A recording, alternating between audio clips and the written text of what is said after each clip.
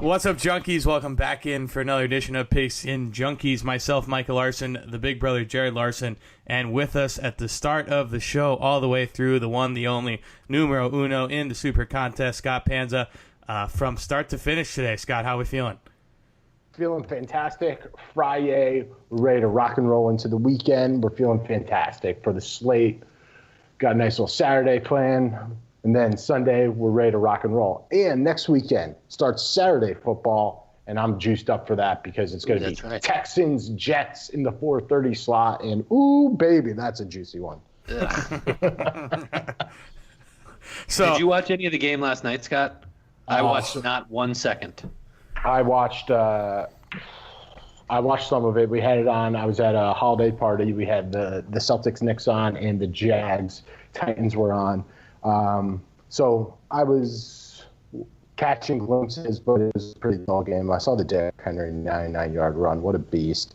Only good thing about that is I had him in so many fantasy leagues. He was dropped months ago, but I had him in best ball leagues, so at least I'll get 1 week out of Derrick Henry, so that's cool. There you go. Yeah, I know Mike and I are just happy to see him doing that in a Tennessee Titans jersey and not an Alabama Crimson Tide jersey because we saw way too much of him. Mm-hmm. Are you guys in fantasy playoffs this weekend? This is the start. I am. I'm in. I'm I think the 3 seed or the 4 seed. Oh yeah. What about you, Mike? Moving. I think in one of them I am in the playoffs. The other two, one of them I am just god awful. But my work one, I started off 0-6, and the loser last year had to get spray tan. This year they have to get frosted tips. Ooh. So I started off 0-6 and was starting to sing Backstreet Boys just to kind of get in the mood. And I am on a 7-game winning streak right now and might backdoor my way to the playoffs. I like that better, especially as you did it into an adult. Like the couple $100 is not going to make a difference in my life. I would much rather be threatened with doing something crazy for last place. Yeah, no that tattoos will make me though. pay attention. I love it. It's tough to get people to agree on a burn fee like that or a burn gimmick. Mm-hmm. A lot of people are just, I don't want to do that. So then, all you need is one turd in the punch bowl, and then it's done up. And then everyone clears out the pool. That's terrible. Originally they were like, oh, we should have to pierce our nipples. I was like, there is no point whatsoever that if I lose, I will pierce a body part. Not happening. So, super total honesty time. Jared and I talk about how we love saying in all transparency because it makes it seem like we're perpetual liars to you, but really we tell the truth all the time. This is our second time going through it because I realized about 5 minutes into recording that I had not hit the record button. So we're going to ask this cold open question again, and you're going to try not so cold anymore. Yeah, it's slightly warm, lukewarm. And just a reminder, so we're going to be having some bowl stuff coming up. Jared is working on that right now. And then we are recording this on a Friday. And we're going to go through all of Scott and Jared's tickets for this weekend for the NFL slate and release those once the picks have been locked in. So that way we're kind of protecting our own hide here.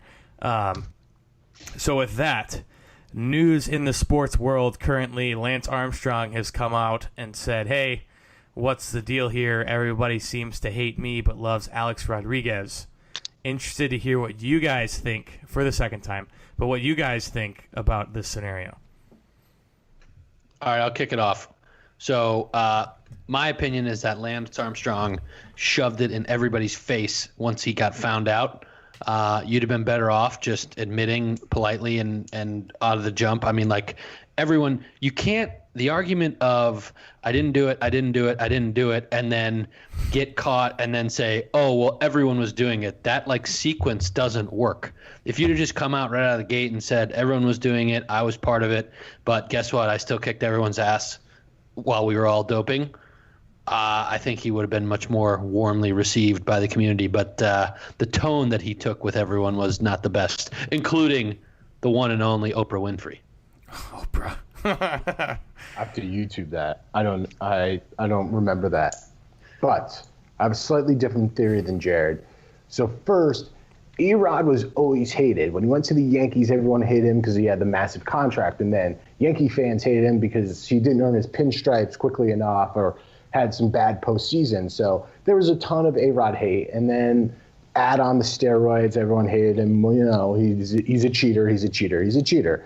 Well, now he's redeemed himself. He's a blood figure on Shark Tank, and he does all this other stuff. He's on MLB TV. He's a great analyst on Fox. Doesn't he do the playoffs? And he's dating J-Lo. So people just look up to him because he's dating J-Lo. That's why. And that's pretty much it. So he was already hated. He couldn't get hated anymore, and now he's redeemed himself. And Lance was always loved. Everyone told him how great he was, and then he said he was doing it clean, and then he got found out, and the way he reacted, people just didn't like it. Is he slightly more emotional because he's not producing as much testosterone now that he's down one engine? That's a good theory as well. That's a good thought process there. I don't know. And I guess my one rebuttal. I think A-Rod got neutered by the New York media, though, when he hit like 0.96 in the playoffs. Oh, yeah. So maybe he only has one engine, too. Maybe no engines.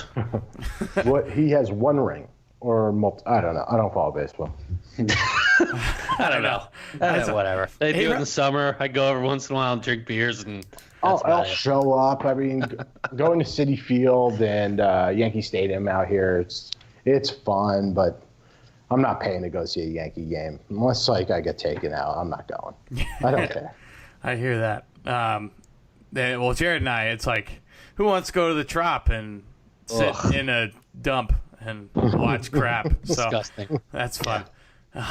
Smelly indoor garbage. And it's in St. Pete. So, like, just a little clarification. They say they're the Tampa Bay Rays, but they're about 45 minutes west. I mean, not like point A to point B straight line, but driving-wise, it's not like they're in Tampa. It even says in center field, St. Petersburg welcomes the Tampa Bay Rays to Tropicana Field. That's my 2 cents. Makes a lot of sense. That's talking baseball. Very opinionated. Yeah. I am very opinionated. So, at least we're not talking hockey. Hey.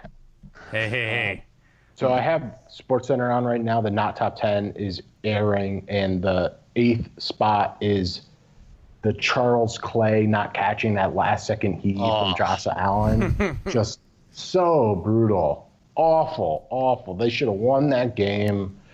But you know what? Should have. We hit the nuts, though, on that one, I must say. I'm thrilled that we got the hook. Scott had him plus 3.5, and I did for that matter as well in the contest. But I have Bills season win under and Dolphins season win over. So it was like I was being torn in every possible direction. If the Bills lost by just a couple points, it would have been ideal, and obviously hit it right on the screws this past week. So no, actually, so we had 4.5 in the contest, so that was a cover. Right. We had 3.5 live bet, which was a loss. So we were pretty, I'm pretty jubilant that we got the win in the contest, but kind of sadsies that we didn't get the the full scoop there. We didn't get the cash. Yeah, kind of sadsies. So I guess that's a good segue into. We can recap last week's picks. Kind of how 4-1. Correct me if I'm wrong. Another stupid week. So that's 8-2 in the past 2 weeks. Just printing press material right there. Just keeping it coming. So I guess a couple guys made a nice move last week. Yeah, a couple guys did. They moved up on us. So we held 4-1, held ground against Team Cleveland, and thank you 32 went 5-0. Yeah. The good news was, so going into the weekend, there was 3 guys in second at 2.5 games behind us. One of those guys, Personal Gourmet, I think went 2-3. Another guy went 3-2. So they fell back on us. But like Jared said, Team Cleveland, they stayed right with us at 4-1. A guy moved up, and there's 3 guys 3 points behind us in the contest. So we have some decent breathing room, but all it takes is an 0-5 weekend to completely change that. It's all it takes. Quick flip. But I feel like once again we let the listeners down. My bet of the weekend was the Bengals, and then if I can just go into Marvin Lewis. You would think that he would realize he's coaching for his job, and he's just not coaching that way. He had such a conservative game plan with Jeff Driscoll, and it was just not the approach to take because Denver came out slow. Just like we said, they traveled east, and it was not the type of game that they wanted to play. And they only had 24 points and completely dominated the game, got multiple turnovers on Driscoll. There was a fumble punt, I believe, a muff punt. I mean, it was just everything worked their way, and still Driscoll had the ball to cover in the final minutes of the game. And, of course, he threw a pick. He threw a couple bad ones. So your boy Micah, we were a little overvalued on him. Well, I mean, when AJ Green goes down, and you just when that happened, I was like, well, that's kind of going to be the thorn in the side there. And I think when you could argue with Lewis, maybe at this point he's just trying to push the envelope and see how far he can go before he gets fired without getting fired. Yeah, I mean, you would think that he should just get fired for hiring Hugh Jackson. Like that's bad enough. Yeah, seriously. He brought all that bad juju into the Bengals locker room. I mean, actually, honestly, the Bengals just have a ton of injuries. I think that I was following their beat reporter. I think she said they have 14 guys on the opening roster that are on IR right now. Jeez. I mean, not much you can do about that. And then this weekend, Burfict's out. They have all these guys out. I would love to be all over the Chargers, but the Chargers have the Chiefs on Thursday night. So this is just a look-ahead game, and you can't lay that big number. Yeah, they actually a 3-1 turnover margin won by the Denver Broncos because everything else, every other metric in the game was actually pretty close. And I remember texting Scott in the second quarter, the Bengals were just getting obliterated, at least on the field, but on the scoreboard it was still pretty close. Mm-hmm. And then that kind of turned, and really in the third quarter, Denver scored twice, 2 touchdowns, and that was kind of the tone for the remainder of the game.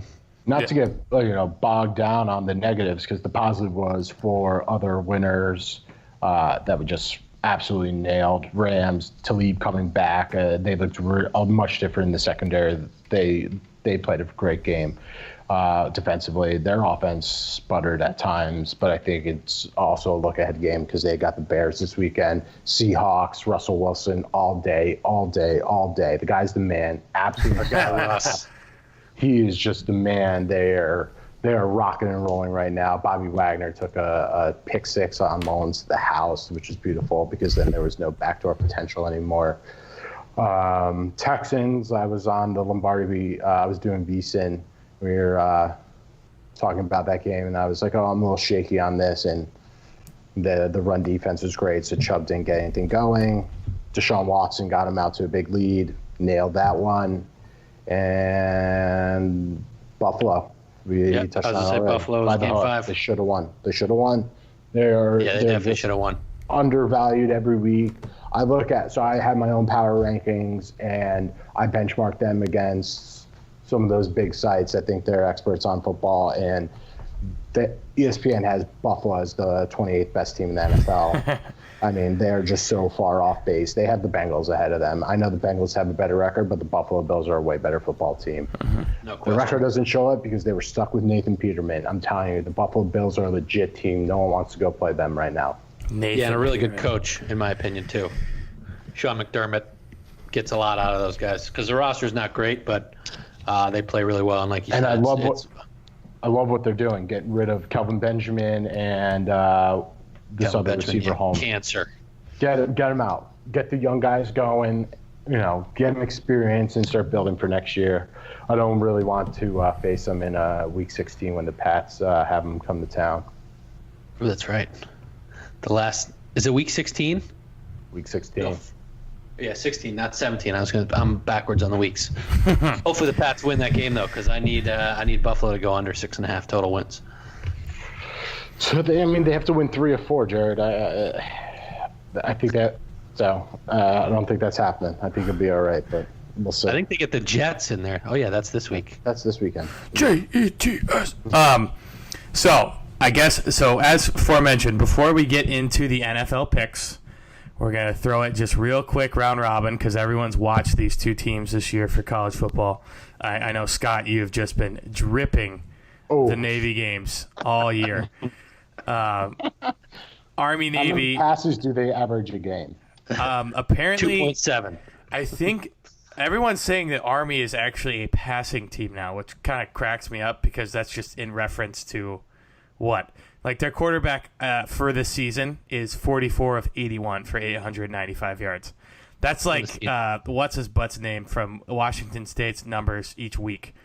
Gardner Minshew. Yeah, 6 touchdowns, Drew 3 Brees picks last weekend. Yeah. So apparently a passing team now. But anywho, so spread for that game is -6.5. Where are you going, boys? Just real quick. You jump in first, Scotty. My expert opinion is Army lay the 6.5. There are things that I will not repeat on this podcast about the way Scott feels about college football. So just take all of his NFL picks. Don't listen to him. Take Navy +6.5. Navy has been terrible all year. Army lost, I think, 10 or 11 straight years to him up until last year. So interestingly enough, this is a revenge spot for Navy, who has a significantly worse record. Going to be a field goal game, one game or one way or the other. These are always tight. So I will take the 6.5 with the midshipmen. What's the final score going to be? 5-3?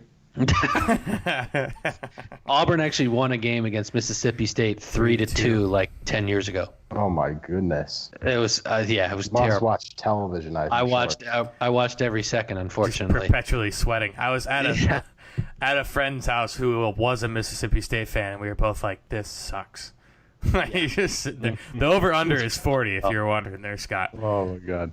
I was going to say any more than 45. Last night the total was like 36. Ooh. Who wants to watch that garbage? But for me, though, Navy's hot, steamy poop. And I know this game normally doesn't go by more than a touchdown, but I'm going with Army on this one. All right, boom. 2 against 1. Yep. Expert opinion and expert opinion. You guys have to pay the piper Yeah. next week. So, with that being said, what you've all been waiting for, folks, drum roll, please. Just kidding. Scott, I'm going to let you dive into your slate for this weekend. I guess we can do that. We'll try and get redemption with your lock of the week and then move from there. Absolutely. All right, we're going to go lock of the week. Fire the cannons. Buffalo Bills. We're back on the Buffalo Bills. They got the Jets coming to town. Sam Darnold, California kid. Is he ready to go play in 20 degrees weather in front of Bills Mafia? I don't think so. They just lost their best linebacker, suspended for 4 games for PEDs. Darnold hasn't played in weeks. The Jets don't do anything well. They don't stop the run. They don't force turnovers. Don't look at last weekend. That's an aberration. Absolutely fire the cannon on Bills. They're going to win this game by double digits. Jets don't have a chance in this one. Next, we're going. Nobody circles the wagons. We're going to, I thought this game should have been a 6-point spread. It's a 3-point spread in the contest. Those type of outliers, you just got to hammer. Absolutely hammer. I would have bet this game at 6. So bet it at 3 all day. Bills, they're going to continue to be undervalued. We're going to ride them until the market catches up. We're making a moat around this wagon at this point. Next game, I haven't touched him all year. Not a fan of the quarterback, not of him personally, but because people say he's the GOAT. Aaron Rodgers. Not a fan. He just ran his coach out of town. What does he want to do this week? And actually, my man Colin Cowherd, I had this thought yesterday when I was, getting my thoughts together in my email to Jared. But Colin Cowherd took my take, and he's the man. He's the GOAT on radio. But he has my take that Aaron Rodgers wants to go out and just absolutely go smoke Atlanta this week because all he keeps hearing about how he's overrated. He ran a coach out of town. He's not any good anymore. He's on the back end of his career. Great spot for him because the Falcons defense is absolute trash. Matt Ryan does not travel well. Another game, felt really confident about. Packers locked and loaded. I hope it's really cold up there because Matt Ryan doesn't want to play in that weather. Next, Cleveland Browns, our biggest mush friend of the world, Corey, said to me right before this podcast, how is Cam Newton not laying 7 against the Browns? Oh, yes. Yes. Oh, my goodness. The listeners do not know who Corey is, but he is the biggest mush gambler out there. If he said something like that, you need to go the other way all day. Take the Browns. I'd be on it money line. I'd be on it with the spread. We got it at 2.5 in the Super Contest. The spread's already moving the other way. What does Baker Mayfield do well? He carves up bad defenses. What doesn't he do well? Not against good defenses. Well, the Panthers have a really, really bad defense. They really don't stop the run. I'm expecting Nick Chubb to start getting the ball again in this one and run all over the Panthers, open it up for Baker Mayfield to sling it. Panthers got injuries. They lose Olsen for the year. That's going to be a big problem. Cam was limited in practice all week. I think they know the writing's on the wall. There's changes coming to Carolina, too, because my man David Tepper's coming in there. Doesn't like the front office staff. They're going to wax them all. Ron Rivera is going to be gone. Changes are coming to Carolina, and this is going to be the beginning of it. Yeah, I would agree. Can I add something in there? Is that all right, Scott? Yeah, I think last year Greg Olsen was out for a big chunk, and he's a huge safety blanket for Cam. And you've seen his inability to move the offense up and down the field if and when he loses Greg Olsen. So big loss there as it pertains to how they kind of sequence and score points. Big time. And also, they historically do not travel well. They're much better at home. So, love the spot for the Browns. Next, all I've heard all week is how bad the Patriots play in Miami. That's all I've heard. That's all I've heard. How bad do they play in Miami? You think the Patriots aren't hearing all that noise? They're hearing all of it. What happens this weekend? If the Pats win, they clinch the AFC East. Do you also want to hear a crazy stat? Since Tom Brady and Bill Belichick have been together in New England, they have had, it is more likely that they will have made a Super Bowl versus had a wild card round playoff game. Think about that. They get buys. And they need a win here because they need to keep steamrolling towards that bye to keep pace with Houston. So, we're locked and loaded on the Patriots. Xavier Howard is out for the Dolphins. He had 2 picks last week. He's an absolute stud. He's the cornerstone of that defense. Now, who's going to be chasing Josh Gordon around? I have no idea. We're locked and loaded on the Patriots. Everyone else is on Miami. Take them. And last but not, after you, Jared. Oh, it's $121. I want to be feel like Darren Ravel right now. $121, cheapest ticket. To get into that game. What that tells me is that it's going to be about 70-30 Pats fans in Hard Rock Stadium. We love to travel, and people in Miami do not like to go see the Dolphins. And last but not least, we are going to be riding again on Russell Wilson. Another team much like the Buffalo Bills. Been undervalued all season. We've taken advantage of it so many times. Once again, what does Kirk Cousins not do well? Travel. What else does he not do well? Play in primetime games. 0-6 on Monday Night Football, if I read a stat correctly on Twitter today. So he's traveling to the most difficult place to play in the NFL in a primetime game. You think he's covering the hook 3.5? Absolutely not. Stephon Diggs is hurt. I know you guys are Minnesota fans, but I'm sorry. Russell Wilson coming to town. Chris Carson, Rashad Penny, Mike Davis, I don't care who they're handing the ball off to. They are money. Tyler Lockett in the slot, Doug Baldwin getting healthy. These guys are rocking and rolling. The defense is playing a lot better. They got all the noise out of there. They got rid of Bennett. Earl Thomas is gone. You're not hearing any noise out of that defense. They're just winning games. They need to stay hot because they can make the playoffs. So they need this game locked and loaded. Yeah, I mean, they're playing for a wild card spot. And I will say that the Vikings defense without Xavier Rhodes, I never realized how much pressure or how much Mike Zimmer expected of him on the defensive side of the ball until he's been banged up this season. And that defense is night and day different between when he's out on the field being able to lock up a third of the field versus when you're having to put Trey Waynes and Mackenzie Alexander out there. So Seattle is 7-5. I want to read you their. I think a lot of people will look at that and say, "Oh, they're a middle of the road team." Here are their losses: at the Broncos, Week 1, they lost by a field goal. At the Bears, Week 2, a team that was vastly underrated at that point in time, and I think everyone understands how good they are now. lost to the Rams by 2 at home, lost to the Chargers, and lost at the Rams by 5. So this is, I mean, you look at this, the Seahawks, if they've played anyone middle of the road or below, they've handled their business and really have only lost, in this case, a couple times to some of the top echelon teams. So I like the matchup. I'm with Scotty here. I think even with the hook, 3 is a little short. I can already hear the playoff scenarios. If Seahawks play the Rams, it's really hard to beat a team 3 times, guys. 3 times, yeah, exactly. Like, I can write these headlines. Yeah. Come on, man. Try harder, everybody. They played them great both times. Both games were super close. So, I mean, it can happen, right? It can happen. Anything can happen. Anything is possible. Oh, yeah. There we go. There's a guy I'll always be a fan of. Well, Kevin Garnett reference. So, Jared, is there anything different for you this week that, I mean, not saying head-to-head, but, like, do you have any other plays that you're going with?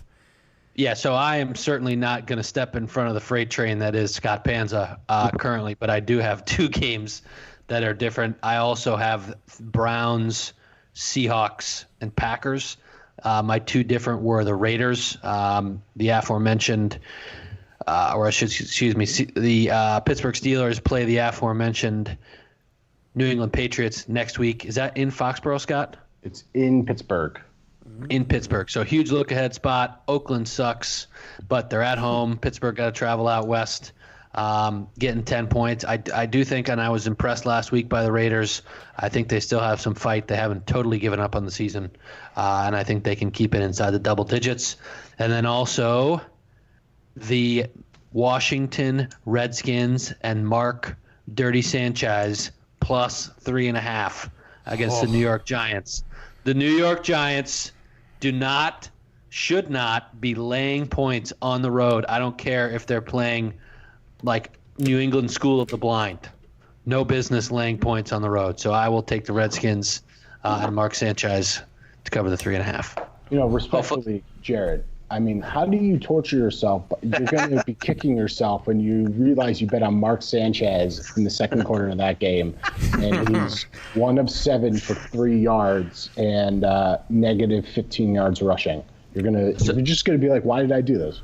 You know, well, there's a couple things. There was some thought process behind it because I knew, like I said, I was on the 3 games with you, and then and I should have taken the Pats. I'm far enough back where I need to start getting a little contrarian since I'm out of the money, and I thought that the Redskins might be a quality pick to try and go contrarian. So that was a little bit of the thought process. But yes, I'm fully aware that betting on the teams that are coached by the Gruden brothers is not usually a good idea. Yeah. Ugh. Especially, I know it was for like a good cause, but John Gruden's hat last week, I was just like, "What are you doing, dude?" The like fire, whatever, and like, why didn't you just have a visor that said fire on it? Like, it's not that hard. I don't know. You're probably gonna feel about as nauseous as I was on Thanksgiving watching Colt McCoy. I was like, "Dude, do you care about football? Like, you're right there." Covered. Oh, then they should have covered that game. Kick that dang field goal. Should have covered that game. And just for the listeners, near miss games, Colts.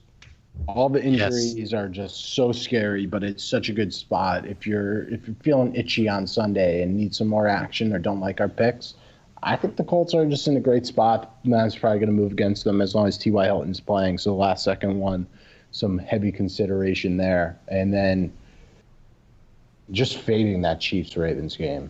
Don't do it to yourself. The line reeks to high heavens. It just doesn't make sense. Like the Ravens were dogs in Atlanta, and now they're less than a field goal or less than a touchdown in KC. I don't get it. I don't get the world. You stepping in front of the Saints train, Scotty, with the Bucks? Oh, that was another one. I just couldn't do it. I wanted to. 8 points. I was looking back historically. The Bucks just playing well at home, but I just couldn't do it. I can't bet on Jameis Winston. He's the worst. He's going to make me lose my hair, and I have, beautiful hair, and I don't want to lose it. I have wonderful Italian locks that I want to keep. Or I mean, Fitzmagic could come in and save you. You never know. You never know. If you shake that genie bottle, you could get something good every once in a while. It's like a magic 8-ball. I was gonna say it's more like an 8-ball than it is magic 8-ball, I should say. Yeah. Than a genie. Yeah, no 8-balls on this podcast. No 8-balls. Well, so for, I guess, Jared, do you have all the picks written down, or do you just want to run through your picks one more time before we? Yeah, I got them just written down rapid for fire? Scott. Okay. Bills, Browns, Packers, Pats, Seahawks, the Fighting Russell Wilsons.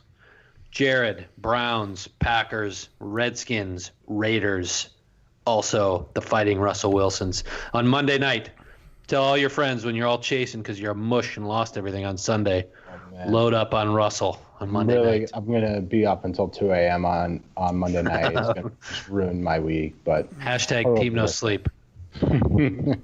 I like you said, I'm a Vikings fan, and I just, when I see we're in a primetime slot, I'm just like, shit. Like, we're not winning. Yeah. Kirk Cousins isn't good. It's what it comes down to. He's not that good. But the defense is not going to play as good as it did last year. And Cousins, in my opinion, is maybe slightly better than Case Keenum. And Case Keenum played out of his skull last year. And you're not going to get that level. I mean, it's just they're good there, but they're not. Yeah, they're certainly not 13-3 or whatever they were last year. 12-4. Rolling into Seattle and going to beat them. Oh, by the way, Micah, did you hear that the Seattle's getting a hockey team? I did. That'll be 32 teams, right? Yeah. The Totems or the Timbers? Or no, that's They haven't decided the team yet, but the Totems is I believe, minus 150 to be Why the mascot. is that the name? Why was the name for some other hockey team they had there?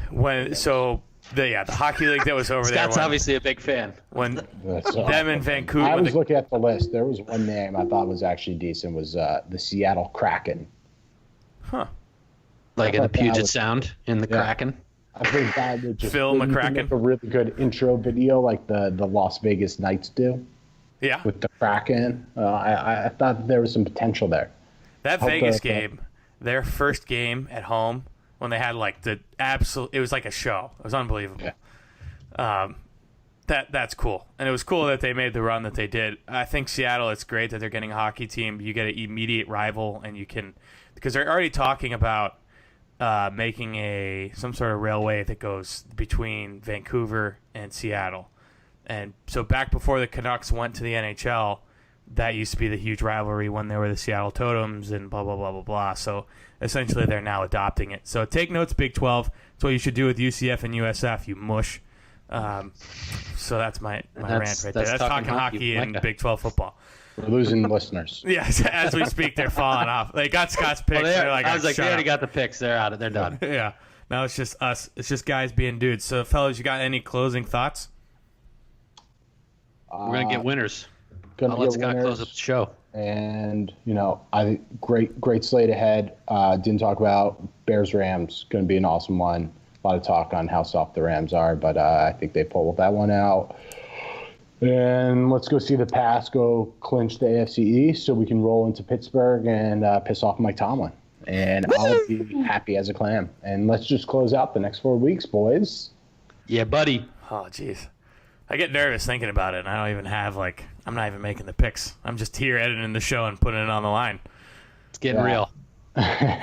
Some people are like, are you nervous? It's like, no, I'm not nervous. This is fun. Yeah. This is the most fun. Yeah. This is what you do it for. Do this again. Well, this is true. Well, alrighty, fellas, that is going to do it for Pigskin Junkies. Once again, Michael Larson, Jared Larson, and Scott Panza joining us for the picks. Another fun week in the books, another hopefully good weekend for us, and we will see you and or talk to you next week. Make sure to follow on Twitter, tweet at us, let us know what you're thinking for picks. Jared has been doing a good job replying. So for those of you also reaching out, we're working on figuring out logistics of getting on your podcasts and if we can make it happen. So anywho, rate, review, subscribe, all that fun jazz. All that fun stuff. Whatever. Who cares? Be sure to drink your Ovaltine. We're out of here. See ya.